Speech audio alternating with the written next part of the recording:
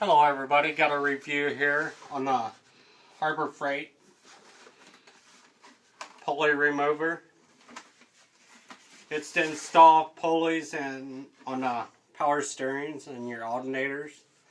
It's a cheap little set. It's actually made by US General, but it's for the pulley removers, and Harbor Freight pretty much distribute these.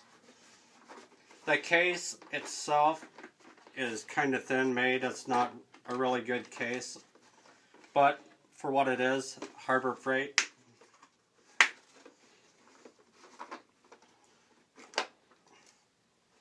You open it up here and it's got all your little boats and all that in it. Comes with your instructions, which everything's a little oily in it.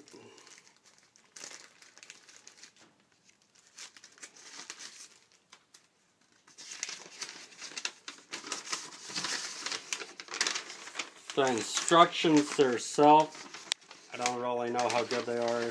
To me they're okay, but I know how to use these. I've done it before. And it tells you it comes with the pulley body, the jaw and sleeve assembly, the jack saw, button, bearing, thrust washer, puller pin, and so on. But they're not real bad instructions. They could have been better done out, but it gives you a good starting point on using this. And you always can go to YouTube and watch videos and stuff. And the biggest thing I've seen from people's comments and everything is on the jaws here, fitting around the pulleys into the groove part like they should. Some people has had to grind them down a little bit to make them fit. But other than that, they're not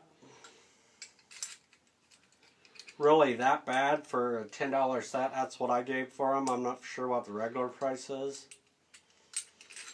This here sleeve that actually goes around this could be made with a little better quality metal than what this is, because I can actually squeeze it and kind of bend it a little.